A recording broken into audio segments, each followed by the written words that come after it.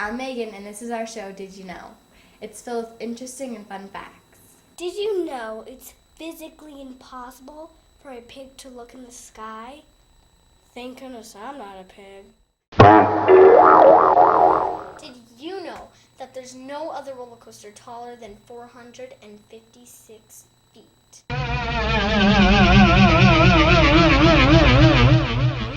I bet you didn't, but did you know in the weightlessness of space, a frozen pea combined with Pepsi will explode? Hey, did you know that the largest number of kids born to one woman is 69? Did you know an alligator can't stick out his tongue kind of like this?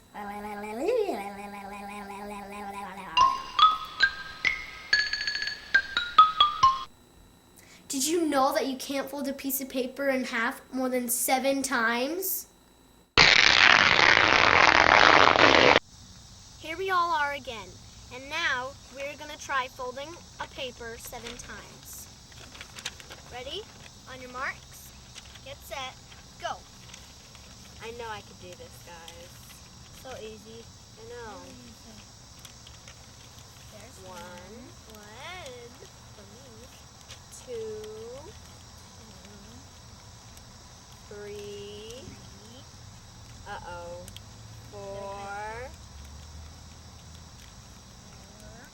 5. I could do it. 6. 6. Oh, I can't do it. There's no 7. Well, now we know the answer to that. There's 1, 2, 3, 4, 5,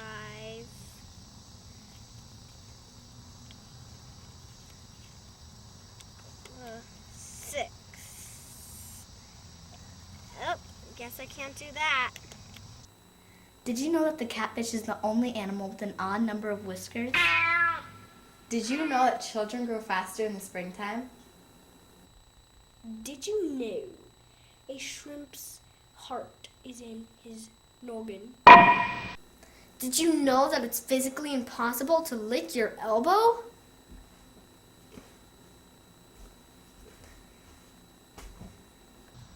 So we have a challenge on my Did You Know fact. No one can lick their elbow. Apparently someone can. Mason? Wow, he's really doing it. Now we know that fact isn't true. This might sound kind of gross, but did you know that scuba divers can't pass gas in depths of 33 feet? Did you know that it's impossible to eat 6 saltine crackers in under a minute? Why don't you find out for yourself? But just make sure you have a glass of water and that your parents are around. Okay, now we're going to see if you can really eat 6 saltine crackers in under a minute. Are you ready, guys? Yeah. On your marks, get set, go. Come on, come on. Faster. Guys, gotta do faster if you want to eat it in under a minute. Come on, guys. Going. Keep going. You guys can do it. Swallow what you have. 17 seconds so far. Wow, you guys are making it. Come on, you guys, you can't stop. Halfway Swallow there. what you have in 30 your more mouth. seconds, come on. You guys can do it, come on. You're not gonna make it. Shove it down. You have to make it. Faster, faster. Come on, you're almost there.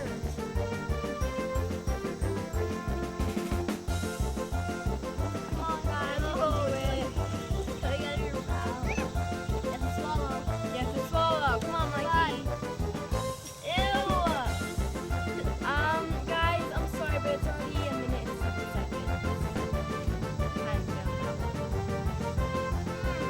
Oh well. Bye. Bye. Bye.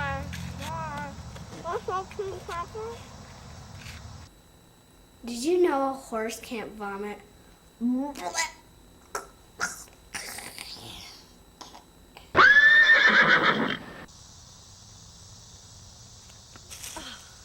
I got one. Oh man, I'm short. I wish I can be tall and get one. You're not short. If you think you're short, check this out.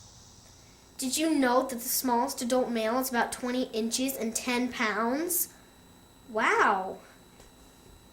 Did you know you can ask Google just about any question by texting them and they will text you back? Hey Meg, do you know the capital of Portugal? No, but I can find out. How? All I have to do is text Google. What's the number?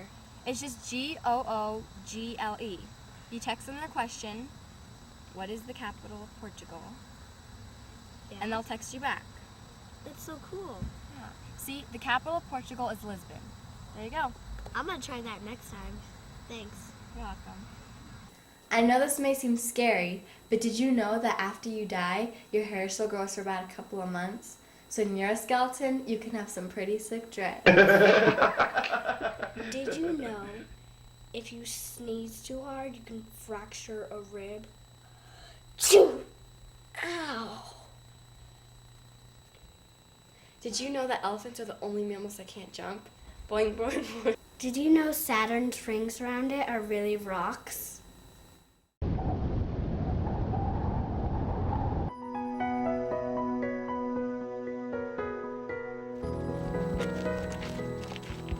Hey everyone, we're here at Sharon Stillwater's home in Rosellada, New Mexico.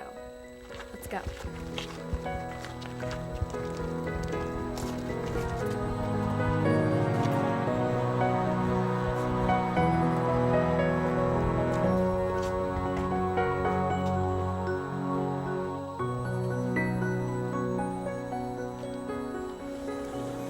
Hi, welcome to my home. I'm Sharon Stillwater and I'm an artist.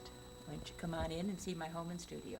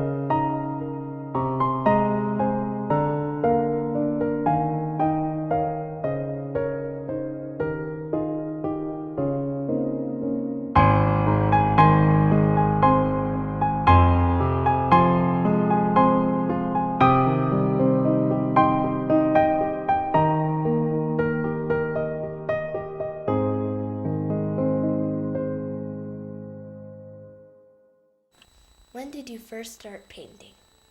Well, I first started oil painting about 12 years ago. So that's not a long, long time ago.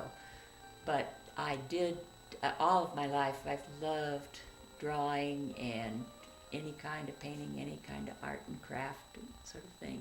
But about 12 years ago, I decided that I wanted to be a full-time artist. Before it was just part-time. Now, so 12 years, I guess, is the answer to your question. Did you take any specific classes for art? I took about 3 or 4 classes that were just sort of designed to introduce you to oil painting. Workshops, I guess you'd call them. But I have not really had any formal training. The most formal training I've had is in design at UNM School of Architecture. So that's a little bit different, but no real formal training in painting. What's your favorite subject to paint? People. I love to do people. I think it comes from having a history in clinical psychology. I love people, and I love their faces, and I love the emotion that's in there, and I just want to express that. Do you have a favorite artist? Ooh, that is a very hard question. Who is my favorite artist? Let me see. I think that I actually have several. One of them is Edward Hopper. I love Edward Hopper. I love a lot of the Impressionists, Monet, Manet. I don't have a lot of background in art history, so I really haven't had as much contact with artists that I might decide, oh, that's my favorite artist. There is one other that I don't know if very many people know of him. His name is Lucian Freud, interestingly enough, because I think it was his grandfather was Sigmund Freud, a famous psychologist. And he does portraits also, and I love his work. So those are some of the people that I really like. What first got you interested in art? Well, what got me interested in art first. Gee, I don't know, because I was way younger than you when I first started doing art. It's something that I've just always liked to do. I've always liked to draw and make pictures, make paintings, make whatever I could at the time. And I can't say that I anything except that I just found that people would give me pencils or pens or brushes or anything like that, and I just pick it up and want to try to draw something. About how long does it take to finish a painting? How long it takes to finish a painting depends almost entirely on the subject matter, really. And it also depends on what you mean by how long it takes to finish. Because the first stage in a painting is simply deciding what you're going to do. So that takes an indeterminate amount of time. It could be, you could just say, oh, that's it, I want to do that. Or you could just sort of wander around the studio, look at all your stuff, and try to figure out. If I'm doing a series of paintings, then I pretty well have in mind what the next one's going to be. So if that's the case, if you start with when I actually know what I'm going to paint, then the first step is I do a small drawing, just a sketch of it, and so that I know kind of what the composition is going to be. Oftentimes it'll change when I'm doing the sketch. Then I take that small sketch and I expand it. I put it onto a large piece of paper that is as big as the canvas I'm going to use. Then I transfer that onto the canvas using something that's very much like carbon paper. But I do it real lightly so that it's just the outline. So, okay, then during that period of time, we've probably got maybe, I've probably used up about 3 days in that particular. Then we start the painting. And if it's just an oil painting, I would say it's usually about a week. I paint pretty fast once I get to that point. If it's the other medium that I do, which is torn paper, where I put torn paper on a canvas and with acrylic, and that has to dry, and I keep reworking that. Then I paint on top of that. I would say that's probably more like 2 weeks. Are most of your paintings some things you've seen or experienced? Yes, very much so. Very much so. I do, I use photography, I use photographs a lot as images. Now some of the work that I do, not so much the oil painting, but the oil over torn paper, is more imaginal. I will use an image that I have that has spoken to me, that conveys an emotion or feeling, but I embellish it a lot, so it doesn't really look a lot like the original. So I don't know. That's kind of a combination of imagination and reality. But most of my work is something I've experienced or seen. Is there a certain atmosphere you need to paint? Is there music on? Is it day? Is it night? It's it's always day. Usually early in the day. I get up very early in the morning, usually about 5 o'clock, and I do my best work in the morning. If I have to do something that's especially something that's really creative, like design a painting that I'm about to do. I need to do that first thing in the morning. I like to work pretty well straight through when I do it, and I'd say about half the time I have music on. It's almost always classical music as background. About half the time I don't. I often paint. I love the quiet. What is your favorite paintings and why? Of my own? Okay, my own favorite, my favorite painting that I have done.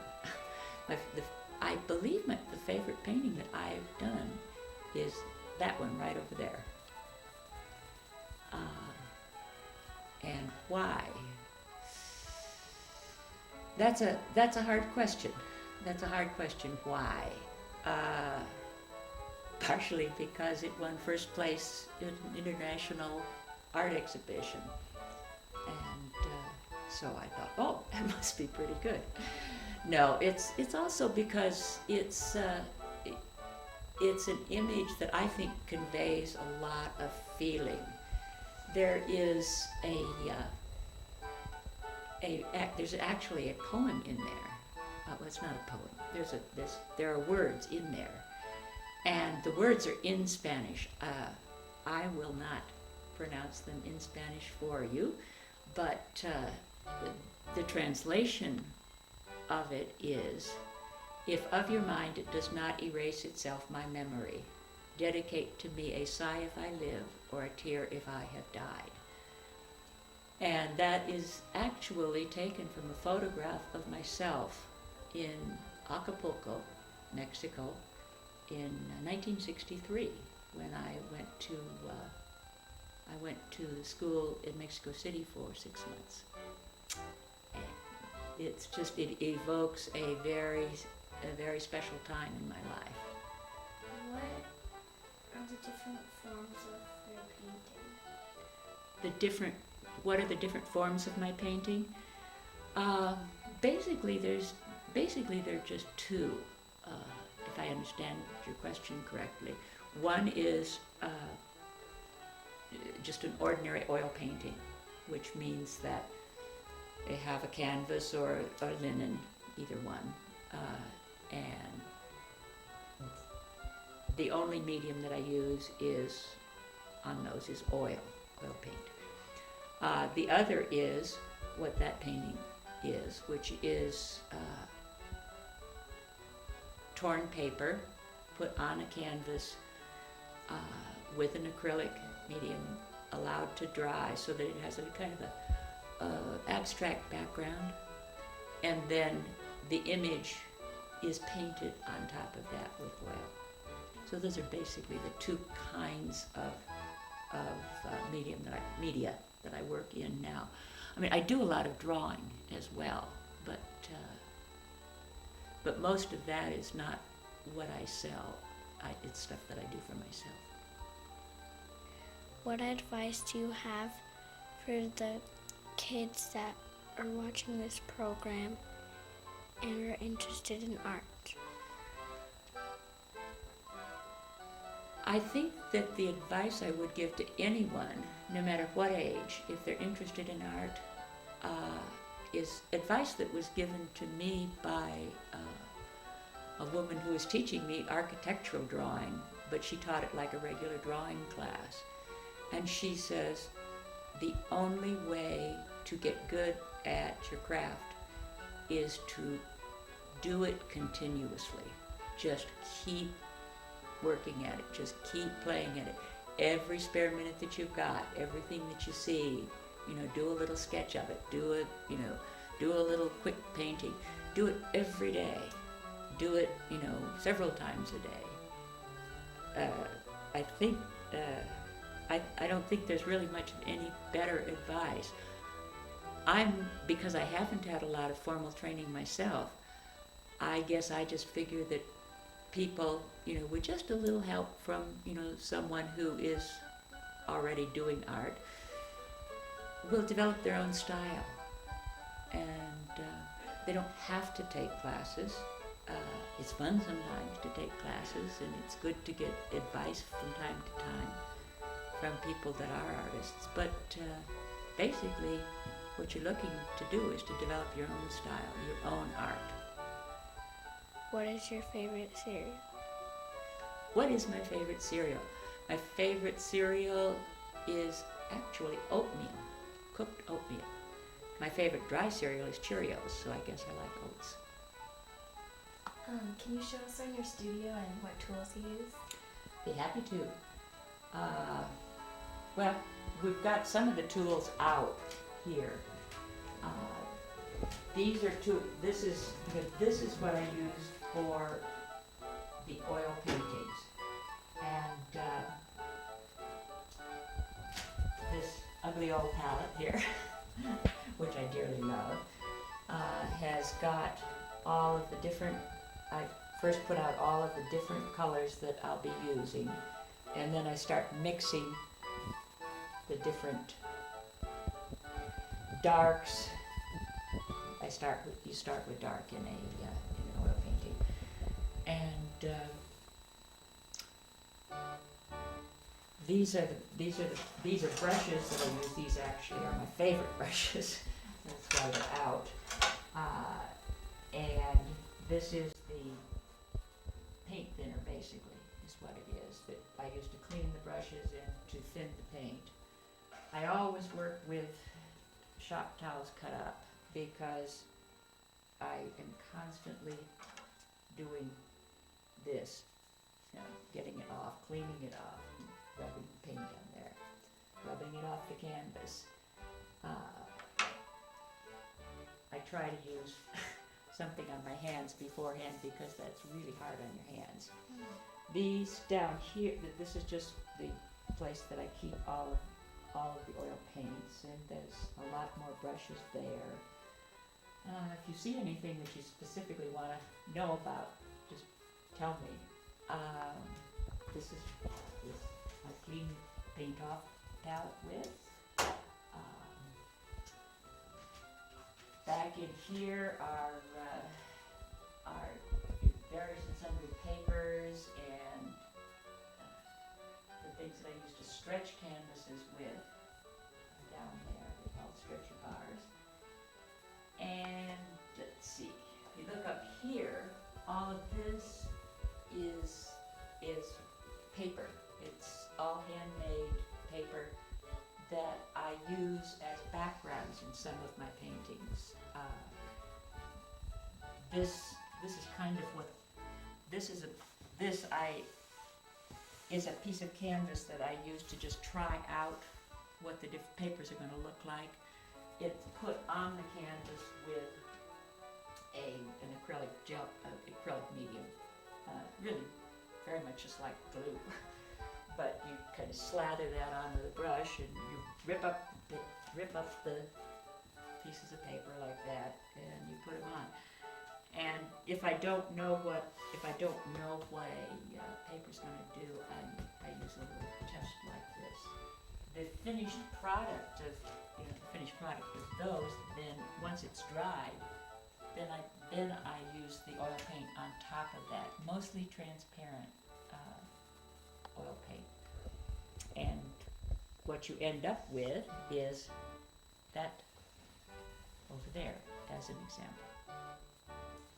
So, I'm Sharon Stillwater, and you're watching Did You Know? All right, well, thank you so much for showing us your studio.